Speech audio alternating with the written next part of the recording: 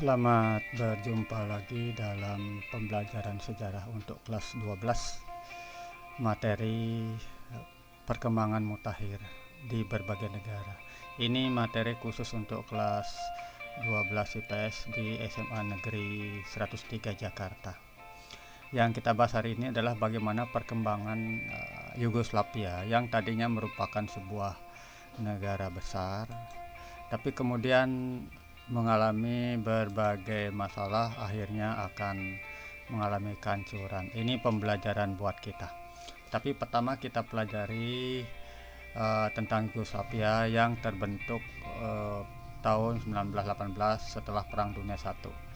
Nah, negara-negara Yugoslavia ini terdiri dari beberapa negara yang kalian kenal sekarang sebagai sebuah negara yang berdiri sendiri, yaitu ada Serbia, Montenegro, Kroasia, Slovenia, Bosnia Herzegovina.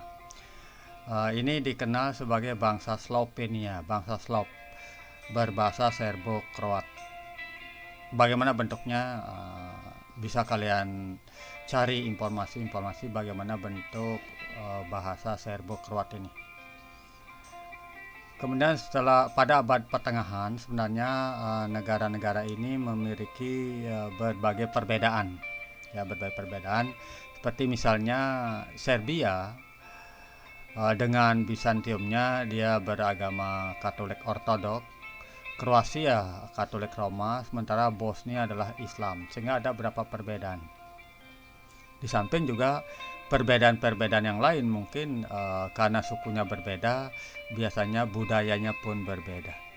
Tetapi kemudian ketika Josip Broz Tito sebagai salah seorang pemimpin Yugoslavia mampu menyatukan negara-negara ini menjadi sebuah kekuasaan besar, yaitu dikenal dengan nama Yugoslavia. Caranya bagaimana? Caranya ini: Serbia, Kroasia, Slovenia, Macedonia, Montenegro, Bosnia itu dan Herzegovina masing-masing mempunyai perwakilan dalam Dewan Kepresidenan bersifat kolektif. Artinya negara-negara bagian ini itu memiliki perwakilan yang nanti duduk di Dewan Kepresidenan secara kolektif. Artinya ada dewan kolektif yang berkuasa di pusat. Ini mengarah pada bentuk kerjasama antara negara-negara bagian. Sementara sistem politik dan ekonomi yang bersifat sentralistik, karena Yugoslavia merupakan salah satu negara yang berideologi komunis, walaupun tidak tergabung dalam blok timur. Bahkan kalian ketahui Josip Broz Tito merupakan salah satu tokoh yang merancang terbentuknya GNB. Sekali lagi, sistem ekonomi dan politik itu sifatnya sentralistik, berarti terpusat di Dewan Kepresidenan bersifat kolektif. Kemudian membentuk kekuatan militer nasional. Ini yang juga menjadi perekat buat mereka, bahwa dari masing-masing negara ini mungkin akan terpilih beberapa orang pemuda-pemuda yang memang sesuai dengan kriterianya, bergabung menjadi sebuah kelompok militer yang dikenal dengan militer nasional. Identiklah dengan TNI sekarang. TNI terdiri dari berbagai wilayah, atau asal-usulnya terdiri dari berbagai wilayah dengan tugas juga di berbagai wilayah yang mungkin berbeda. Tetapi pada masa Josip Broz Tito semua bisa berjalan secara baik. Nah, kemudian akibat dari sistem yang dikembangkan oleh Josip Broz Tito diantaranya ini adalah mungkin wilayahnya, ini adalah wilayah Yugoslavia, ini Yugoslavia yang terdiri dari Slovenia, Kroasia, Serbia, Montenegro, Herzegovina, Bosnia, Macedonia, itu termasuk dalam wilayah Yugoslavia ini yang kemudian mengalami perpecahan. Josip Broz Tito teman baik daripada Soekarno, teman baik Soekarno. Akibatnya yang tadi saya sampaikan, muncul protes menuntut desentralisasi. Kalau tadi politiknya kan sentralisasi, muncul protes desentralisasi. Kemudian Kroasia Slovenia yang negerinya merupakan negeri kaya itu merasa dieksploitasi, dikeruk oleh pemerintah untuk kepentingan secara keseluruhan anggota Yugoslavia. Kemudian dari hal-hal tersebut muncullah konstitusi baru tahun 1947 dengan transfer kekuasaan. Berarti mulai ada otonomi, ya, mulai ada otonomi akibat dari berbagai tuntutan masa Josip Broz Tito. Tapi Tito masih mampu menyatukan negara-negara tersebut.